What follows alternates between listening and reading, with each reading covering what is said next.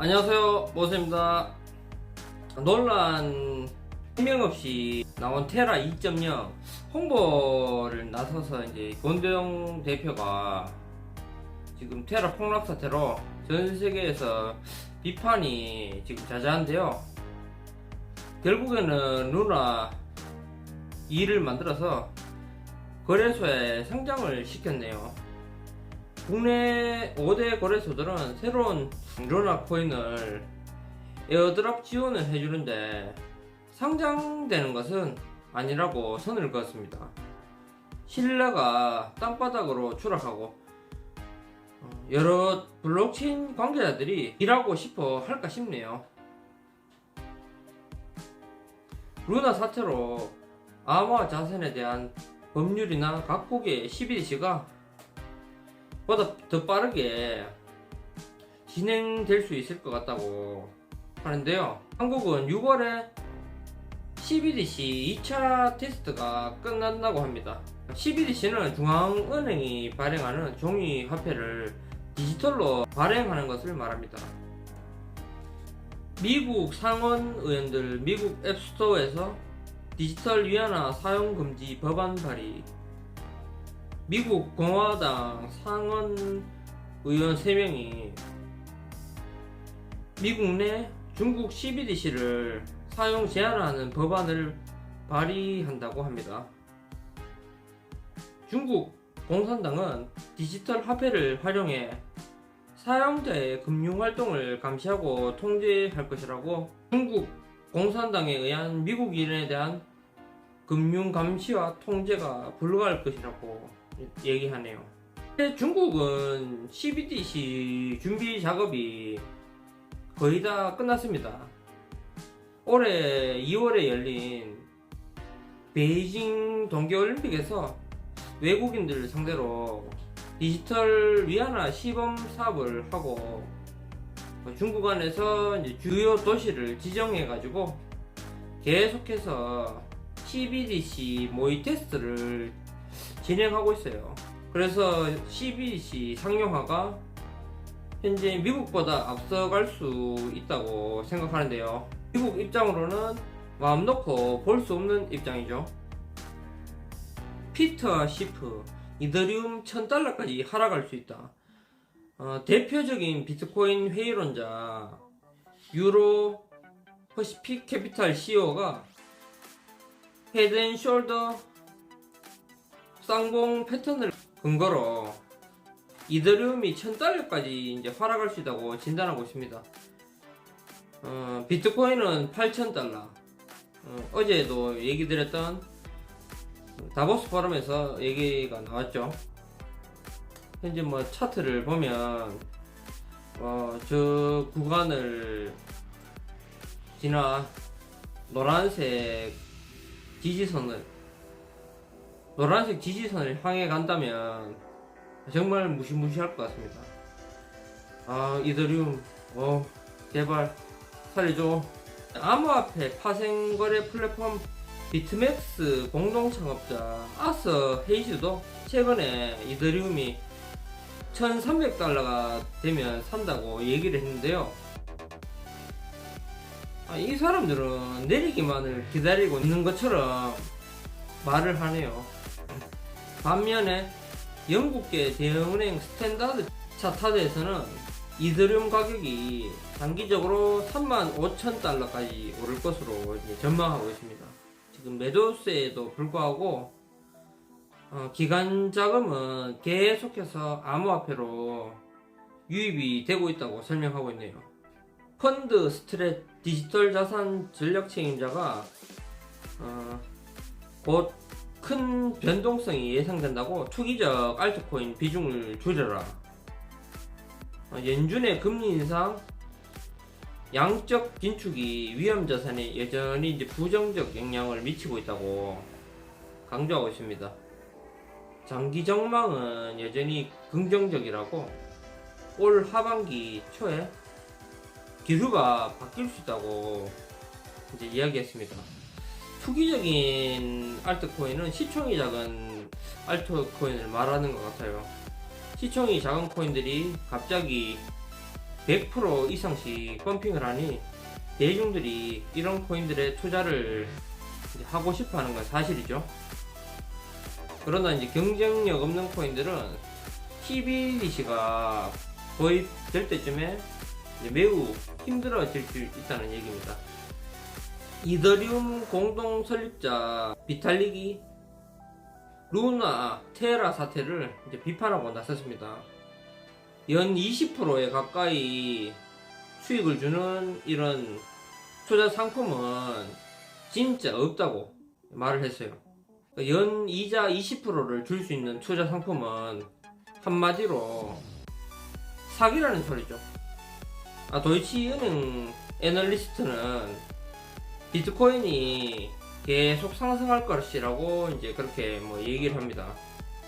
사람들이 가치가 있다고 믿음으로써 계속 상승할 것이다 라고 이제 얘기를 하고 있는데, 뭐 이런 얘기는 현재 루나 사태를 사람들이 보면서 어떤 생각을 내릴지는 진짜 개인적인 판단에 따라야 될 것 같습니다. 저는 개인적으로 비트코인도 시장에서 제 역할을 다하면 1등 자리에서 내려올 때가 올 것이라고 생각하고 있습니다. 에이다 설립자 찰스 호스킨스가 미국의 의원들과 암호화폐 법안 초안 내용을 논의하고 있대요. 규정을 논의하기 위해서 워싱턴 DC에서 일주일 정도 보냈답니다. 찰스 호킨슨의 입김이 많이 들어갈 것 같네요. 5월 9일에 나온 기사를 보면 암호화폐 약세장에 진입했다고 그렇게 얘기를 했더군요. 이 사람은 시세에 큰 관심이 없는 것 같이 말을 하네요. 돈을 벌었다 이건가요? 헤지펀드 전설 빌 밀러가 워렌 버핏의 말을 무시하라고 그렇게 얘기했습니다. 최근 팟캐스트를 통해서 투자 목적은 생산 자산을 소유하는 게 아니라 돈을 버는 것이 목적인데, 워렌 버핏의 말을 무시하라고 그렇게 뭐 말을 했나봐요. 빌 밀러는 현재 자기 자산의 80%를 비트코인과 아마존 주식에 거의 같은 비중으로 투자를 하고 있다고 합니다. 이제 많은 투자 전문 기관들이 의견이 반반 치킨으로 어떻게 될지 쉽게 예상하기 힘들 것 같습니다. 대중들은 상승을 바라고 있지만 조금 더 가격을 빼면서 페닉스를 유도할 수도 있으니 마음의 준비는 해놓으셔야 될 것 같습니다. 그래도 할 수 있습니다. 페닉셀 무서우면 이 시장 참여하면 안 되죠. 이 정도쯤이야 껌이지 이런 마음으로 가야 됩니다. 미얀마 달러화 거래 통제 조치에 현지에 있는 기업 비상등, 달러와 여기에 반출 통제. 미얀마 정부가 자국 통화 짜트와 하락을 막기 위해서 달러와 거래를 통제하기 시작했습니다. 미얀마 통화 이름이 짜트화라고 하네요. 이제 개인과 기업, 기관의 달러와 보유를 금지하고, 미얀마 내 달러와 거래도 지금 현재 전면 금지됐다고 해요.